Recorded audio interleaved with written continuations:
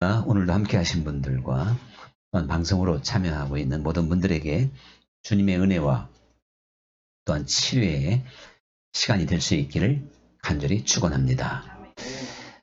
기독교를 가르쳐서 사랑의 종교다 그렇게 말을 하고 누구도 그에 대해서 이의를 달지 않고 있습니다.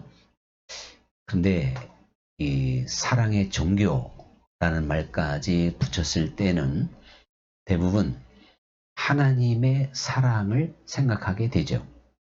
그래서 좀 하나님 편에서의 사랑, 일방적인 사랑, 하나님이 우리 인간을 사랑하신다. 그래서 독생자를 주시기까지 정말 생명을 바쳐 사랑하셨기 때문에 이 기독교의 사랑을 생각할 때 우리는 하나님에게 초점을 맞추어서 사랑을 생각하는 경향이 많습니다.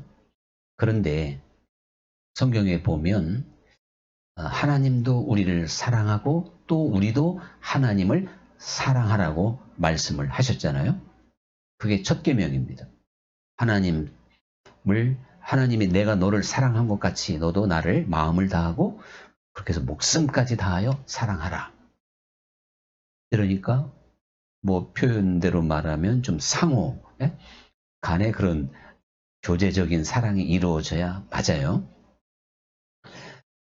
그래서 이 사랑이라고 하는 이 기독교에서 쓰는 말은 잘 아시다시피 아가페라는 말을 쓰잖아요.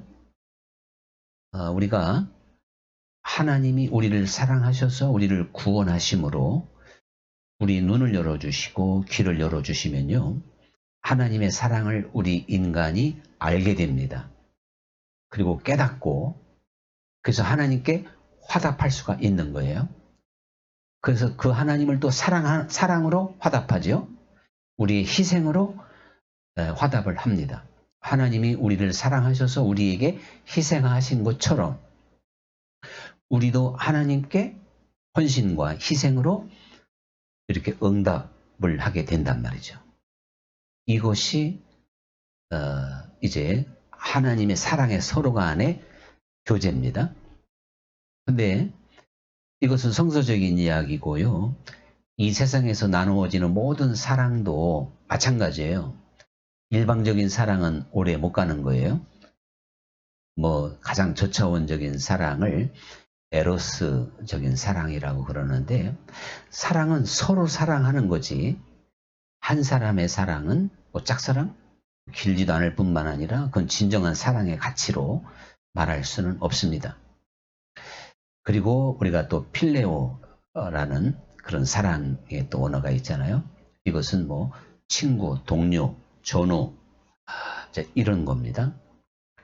그런데 우리가 알다시피 서로 간에 친구 간에도요. 서로 노력하지 않으면 그 우정이 오래 못 가잖아요.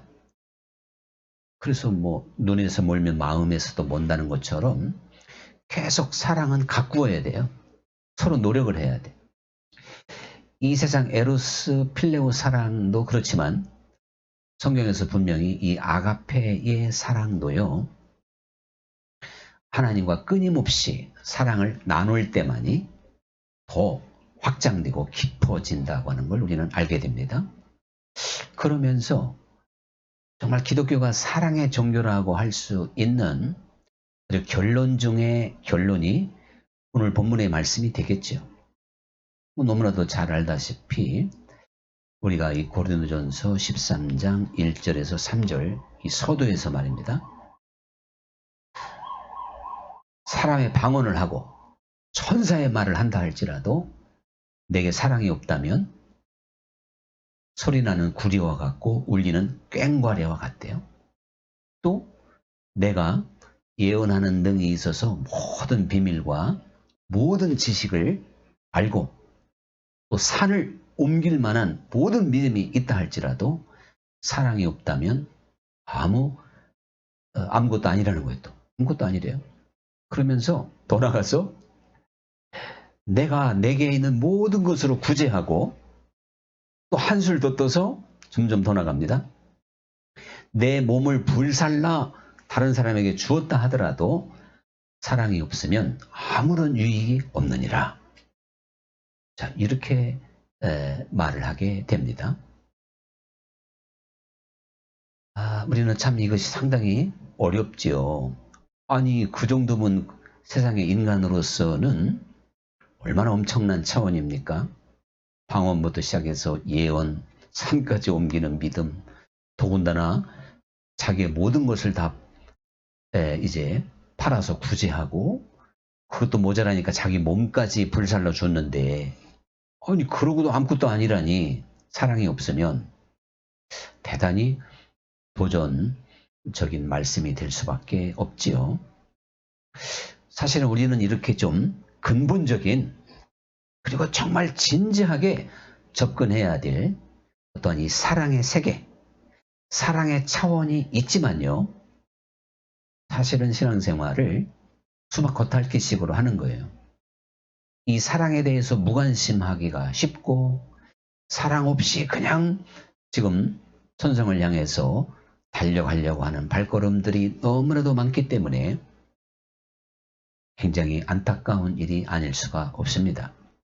그러므로 우리는 시시각각 때때로 이 사랑의 도전을 받아야 되고, 하나님 앞에 깨어 있다고 하는 하나의 표시, 깨어 있게 되면 사랑의 눈을 열게 되고, 사랑의 세계에서 내가 얼마나 멀어졌는가를 알게 되고 정신이 번쩍 나는 거예요. 그래서 저는 요한 1서를 읽다가 아주 그냥 심령이 뒤집어질 정도로, 하나님은 사랑이라 사랑하지 않는 자는 하나님을 알지도 못했다.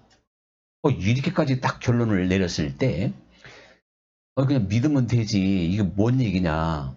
제가 참 초짜일 때 말이죠. 전도사 때죠. 막 목회는 진짜 하고 있었지만 너무너무 답답하고 궁금한 문제가 아니었고, 이거는 그냥 하나의 교훈적인 말씀인가 보다, 그렇게 치부하고 지나갔던 세월이 있었죠. 그런데 역시 하나님의 세계를 알면 할수록, 또한 하나님을 알면 할수록, 바울이 이미 고백하고 있는 것처럼 사랑이 없다면 아무것도 아니고 아무 유익이 될 수도 없는 거구나 하는 말에 깊이 아멘으로 공감할 수밖에 없는 거죠. 대부분의 사람들이 천국을 가기 위해서 나는 예수님을 믿는다, 그렇게 말들을 하죠. 우리가 틀린 말이 아닌 것 같지만 굉장히 문제가 있는 말이 됩니다. 그것은 지금 그 안에 이기적인 발상이 있는 거고, 어떻게 보면 개인의 지금 욕심에 사로잡힌 걸 볼 수가 있어요.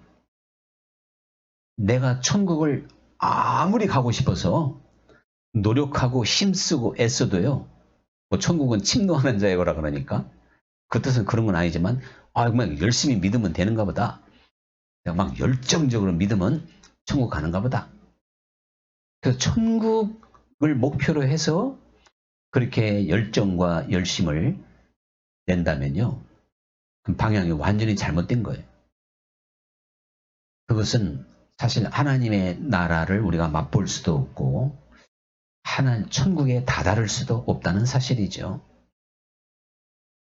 그래서 그것은 결국 율법주의가 되는 것이고요, 인간의 어떠한 노력으로 간다는 이야기고, 인간의 공로로 간다는 말과 똑같은 얘기가 되기 때문에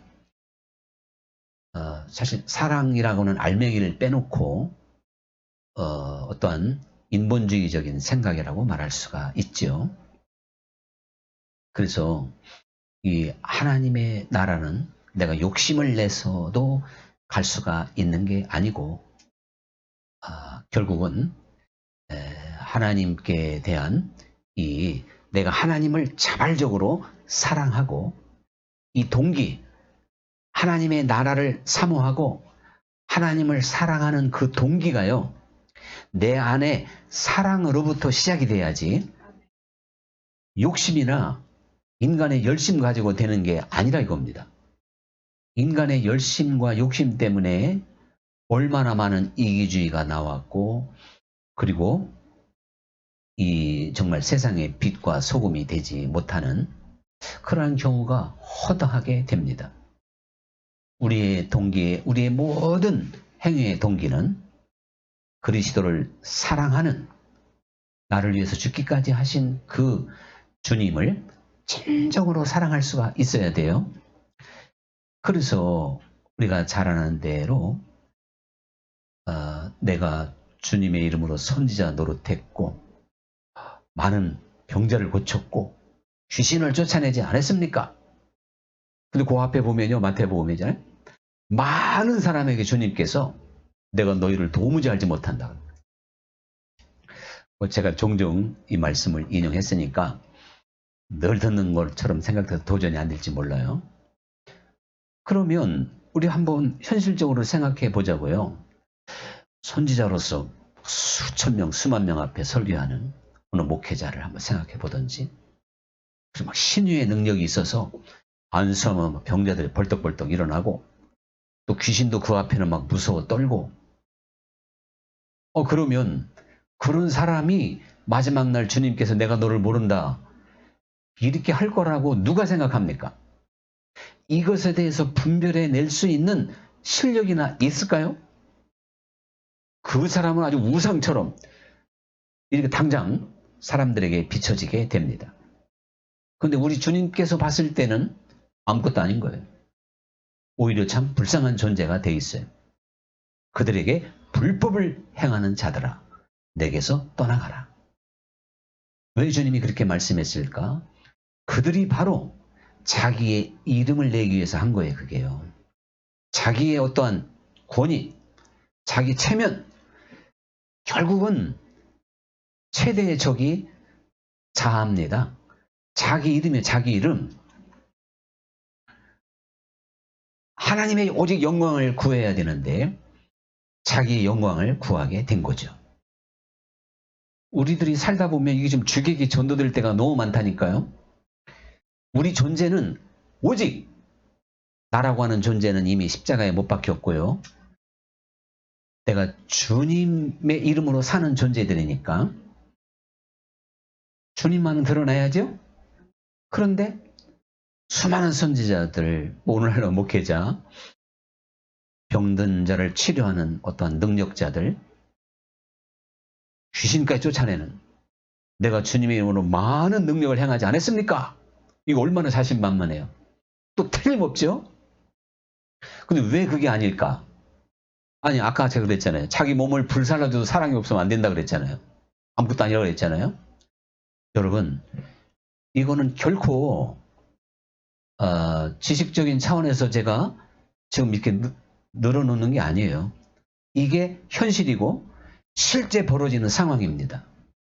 그러니 우리에게 주어진 시간 속에서 분별을 잘하면서 진실한 믿음, 영적인 정통에 서지 않으면 정말 그날에 내가 너를 모른다, 도무지 알지 못한다. 그것도 수많은 사람에게 그렇게 한다고 했기 때문에 나도 그 중에 하나로 깊은 나락에 떨어진다는 사실을 반드시 기억해야 돼요. 그래서 예수님께서 300데나리온도 더 나가는 그 아주 값진 옥합을 깨뜨린 여인 마리아죠. 뭐 어떤 마리아인지는 정확하게 잘 모르겠습니다만은 그 여인이 300데나리온을 깨뜨려서 예수님의 머리에 부어버리니까 그거 진짜 요즘으로 말하면 3천만 원, 5천만 원까지 가는 돈을 그렇게 허비하니까 제자들을 보기에는 이거 말이 안 되는 거예요. 그러니까 그 제자들이 이제 그걸 좀 팔아서 가난한 사람에게 주지 왜 그렇게 허비하냐.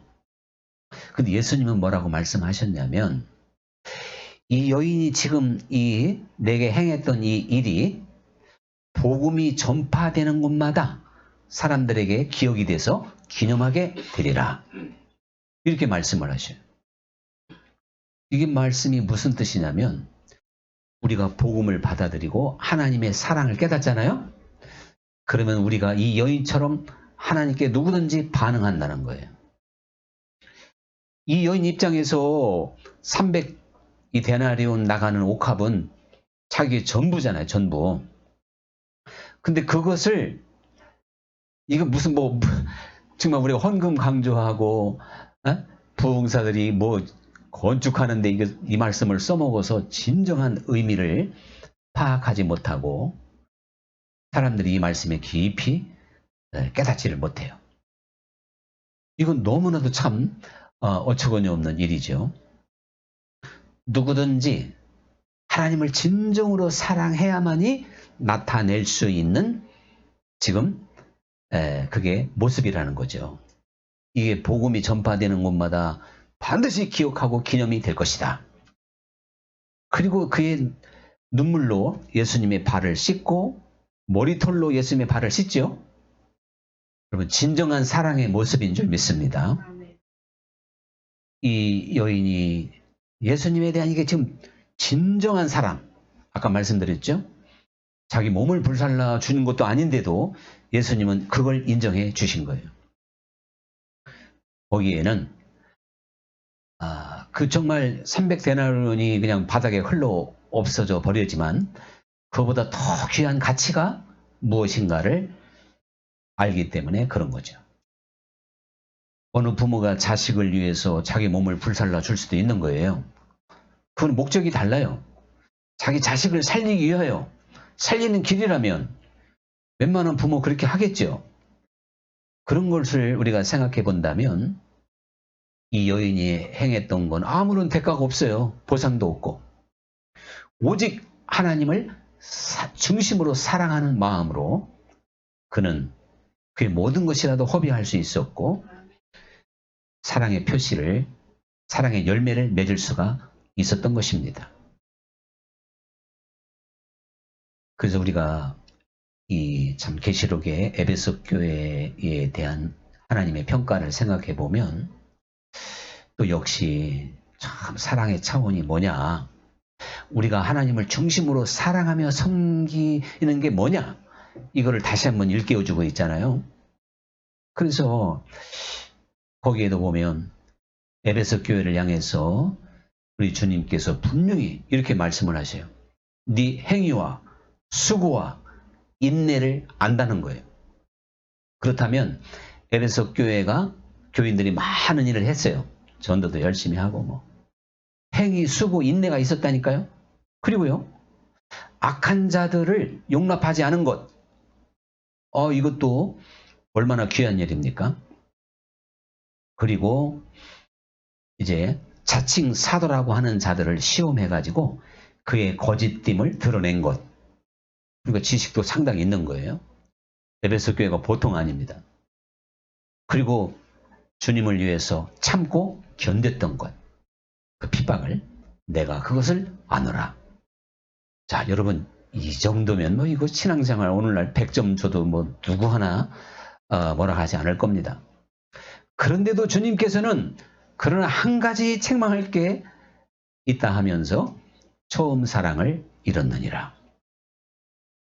그래서 이 모든 것, 너의 행위, 수고, 인내, 나를 위해서 참고 견디는 것, 너희가 나를 위해서 충성하고 헌신한 이 모든 것들을 처음 사랑으로 하지 않는다면 주님과 상관이 없다는 거죠. 촛대를 옮기겠다는 건 그거예요. 주님이 떠나신다는 거예요. 여러분, 참 성경이 이제 이렇게 되어져 있는 걸 보면서 오늘 보통의 그리스도인들, 우리가 이 진정한 영적 세계에 눈을 열지 못하면 바로 이러한 함정에 다 빠져버리는 거예요.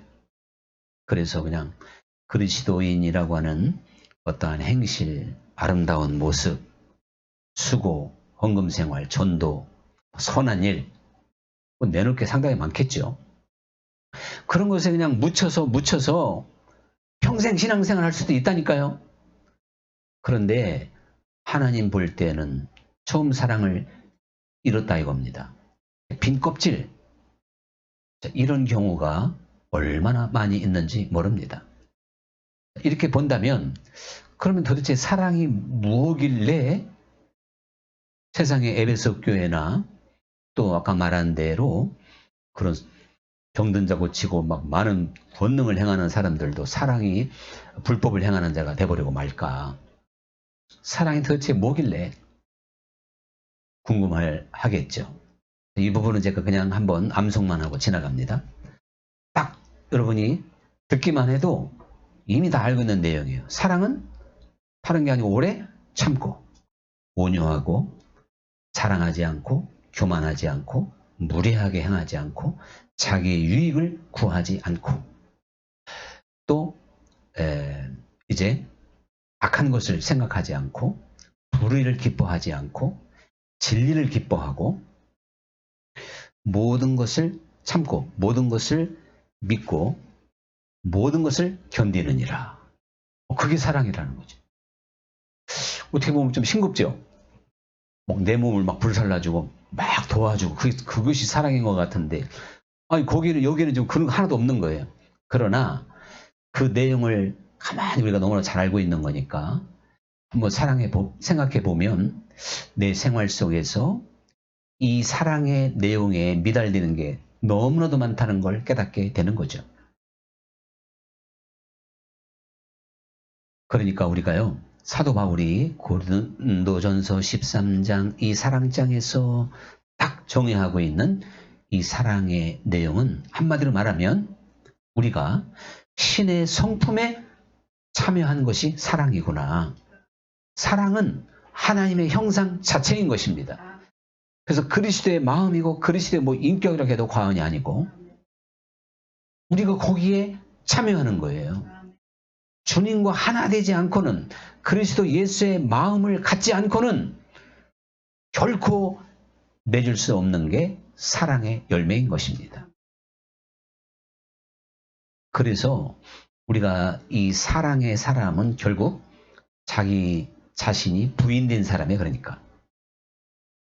그래서 자아를 십자가에 못 박지 않고는 사랑의 세계가 열리지 않는다니까요. 이 사랑은 무슨 온도도 아니고 무슨 열정도 아니고 사랑은 감정적인 것도 아닙니다. 사랑은 인격 자체인 거예요. 그리스도의 마음, 하나님의 형상, 그것이 사랑인 거예요. 그래서 우리를 세상에서 썩어질 것을 피하여 신의 성품에, 즉 하나님의 형상에 참여케 하기 위해서 불렀다고 후서에서 말씀하고 있다고 그랬잖아요. 여러분, 우리가 이렇게 사랑의 사람이 됐다면 사실 그는요, 돌이켜 어린아이가 됐다고 해도 과언이 아닌 거죠. 어린아이처럼 사랑의 사람은 순수해지는 거죠. 깨끗해지는 거예요. 주님이 우리를 그러한 세계로 불러주시는 분이에요. 흔히 우리는 교리나 달달 외우고 지식 갖고 신앙 경력 쌓고 이거 정말 하나님 앞에 진정으로 받아질 수 없는 그러한 우리의 모습을 우리는 넉넉히 생각해 볼 수가 있는데요. 내 원수까지 사랑해라. 아니 이게 지금 무슨 구호입니까? 아니면 교훈입니까? 하나님의 말씀은 그대로 이루어지는 말씀인데요. 우리처럼 원수 맺기 좋아하고 미움에 사로잡히고 참 어둠 가운데 살아가는 우리들에게 원수를 사랑하라. 이게 말이 돼요? 그러나 아버지가 하시느니라. 믿음으로 한다는 건 곧 사랑이 주어짐으로 그 사랑이 사랑으로 역사하는, 그래서 믿음이라 그랬잖아요. 사랑으로 역사하는 믿음이다. 믿음에 사랑을 더해야 된다는 게 아니라 믿음 자체가 사랑으로 역사하는 능력인 겁니다. 그래서 네가 진짜 믿는다면 산이 옮긴다고 그랬잖아요. 늘 말씀드리지만 뽕나무도 던져지게 되고 이만큼 믿음에 엄청난 힘이 있다는 거죠. 우리의 옛사람, 우리의 어둠을 다 몰아내는 능력이 믿음 안에 있는 줄 믿습니다. 주님께서 비판을 받지 아니하려거든 비판하지 말고 네가 정죄받지 않으려거든 정죄하지 말라는 거 아니겠어요? 그래서 사실 우리는 개인 간에도 그렇고요. 모든 면에서 정말 어떤 면이든지 비판하기가 참 두려워요. 하나님의 말씀 진리에 정확한 건 아닌 다음에는 참 그건 무서운 일이에요. 우리 어쨌든 대한민국이 이렇게 소란스러운 것도 서로 비판하고 서로 정죄하고 판단하고 있잖아요. 그러나 그게 뭐가 옳고 그름인지는 다 판단이야. 뭐가 옳은 거고 뭐가 지금 틀린 겁니까? 우리는 이런 때일수록 비판과 판단을 멈추고 하나님께서 세워진 모든 기관과 질서, 권위를 통해서 문제가 해결될 걸 믿고 기도해야 되는 거죠. 결론은 헌재에서 어떤 결론을 내리든 그거를 받아들이는 게 하나님의 뜻이다. 그렇게 정리해 볼 수가 있을 텐데, 그것에 우리가 불응하고 이제 세상을 뒤집으려고 한다면 사실 그것이 하나님의 질서를 깨는 게 아니고 뭐겠느냐 하는 또한 생각을 해보기도 합니다. 우리가 하나님을 알면 알수록 모든 면에서 비판과 판단이 절제되고 자제됩니다.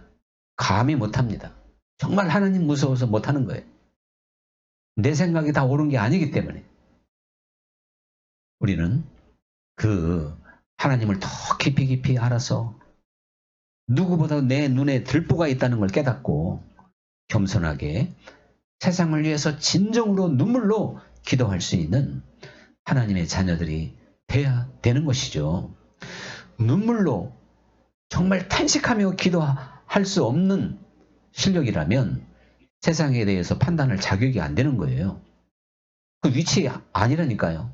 그래서 신령한 자는 모든 걸 판단한다. 신령한 자는. 그래서 신령한 차원에서 보면 우리는 덮어주고 이해하고 감싸주고 참 관용하게 됩니다. 그러면서 우리들은 하나님의 계명을 지키게 되는 거죠. 계명을 나를 사랑하는 자라야 나의 계명을 지킨다는 것입니다. 또 계명을 지키는 자가 나를 사랑하는 자다. 주님께서 그렇게 말씀을 하셔요. 그러므로 우리가 노력하고 힘써서 하나님 뜻대로 살려고 한다면 아직도 율법주의자예요. 우리는 내 속으로부터 자원하는 마음으로 하나님의 계명을 지키게 되는 거예요. 다시 한번 옥합을 깬 마리아 이야기를 생각해 보면 이 마리아가 그 옥합을 깨는 데 있어서 아까움이 있었을까요? 주저함이 있었을까요? 무슨 미련이 있었을까요? 계산을 했을까요? 아닙니다. 그는 너무나도 당연하게 옥합을 깰 수가 있었던 거예요. 하나님의 뜻을 행하는 데 있어서도 우리가 이처럼 하나님 앞에 자발적으로 자원하는 마음이 되어서 지극히 작은 계명이라도 내가 지키려고 노력해서 지켜지는 게 아니고 그것을 완성시킬 수 있는 힘을 갖게 되는 것이죠. 그래서 우리가 하나님을 사랑하게 되면 특별히 다 누구에게나 잘해야 되겠지만 성경 말씀대로만 생각해 보면 지극히 작은 자에게 또 눈이 열려야 돼요. 지극히 작은 자가 누구냐? 예수님께서 지극히 작은 자에게 행한 것이 곧 내게 행한 것이다. 이렇게 말씀을 하셨습니다. 당연히 병든 자, 갇힌 자, 굶주린 자, 나그네 된 자, 소외된 자, 그런 사람들이 작은 자라고 했기 때문에 우리가 아픈 손가락에 더 신경 쓰이고 자식도 아픈 손가락이라는 말이 있듯이 하나님의 사랑에서 이 세상을 보면 고난 가운데 있는 이들, 어려운 가운데 있는 이들을 늘 생각하게 되는 거죠. 그래서 내가 청빈하게 살 수밖에 또 없는 겁니다. 그들이 우선순위니까요. 우리가 이러한 정말 그 사랑을 잘 알고도 이 사랑의 능력을 가질 수가 없는데요. 누가 과연 이 위대한 사랑의 사람이 될까? 나 믿고 있는데 왜 안 되나? 나 다 알고 있는데 이 설교를 들어봐도 또 이 설교하는 저도 마찬가지고 다 맞는 얘기인데 실제 우리에게 지금 사랑이 있냐? 이게 문제 아니겠어요? 그래서 이것은 다른 이유로는 나갈 수가 없어요. 오직 기도 외에는 이 능력을 얻을 수가 없는 겁니다. 기도 외에는 이런 이유가 나갈 수 없느니라 하신 것은 바로 왜 그러냐면 기도하는 시간만큼은 주님 안에 들어가는 시간이고 주님을 느끼는 시간이고 주님의 사랑을 내가 받는 시간이에요. 하나님의 사랑이 우리에게 부어져야 되거든요. 로마서 말씀처럼. 하나님이 우리에게 사랑을 줘야 내가 사랑하게 되지. 내가 어떻게 사랑을 만들겠어요. 힘써도 안 된다니까요. 그래서 구하면 주고 찾으면 찾게 될 것이고 두드리는 이가 열릴 것이다. 결국 기도하는 이들에게 성령 충만함을 주셔서 성령님은 곧 사랑입니다. 성령 받았는데 사랑이 없다면 잘못 받은 거죠. 잘못 받은 게 아니라 못 받은 거지. 우리가 성령의 사람이라고 하는 건 곧 사랑의 사람인 것입니다. 이제 사실 우리가요. 사랑 안에서 신앙생활을 하지 못하면 형식적이고 습관적으로 하죠. 거기가 뭐 하나님의 이름에 영어롭게 할 만한 게 있고 하나님이 기뻐 받으실 만한 게 뭐가 있겠습니까? 주님께서 그래서 이제는 영과 진리로 예배하는 자를 내가 찾느니라. 영과 진리로. 그게 바로 지금 사랑으로 하나님과 하나 될 수 있다는 거예요. 사랑이 있는 자를 우리 주님은 찾습니다. 사랑만이 주님과 하나 될 수 있다는 얘기예요. 영과 진리로 예배하는 자를 내가 찾는다. 아무리 거룩하게 웅장하게 예배드려도 아무 소용없죠. 우리의 삶 자체가 하나님 앞에 사랑으로 열려져 있어야 되는 거예요. 그래서 우리는 이것이 날마다 깨어서 기도하는 이들만이 계속 사랑을 확장시켜 가게 될 것이고 완성시켜 가게 될 것입니다. 우리에게 주님께서 생명을 주심으로 시작된 사랑이 겨자씨알만 하다 하더라도 계속 주님과 사랑으로 교제하고 기도하고 하는 가운데 우리의 사랑의 폭이 30배, 60배, 100배로 넓어질 수 있기를, 그래서 충만해질 수 있기를 간절히 축원합니다.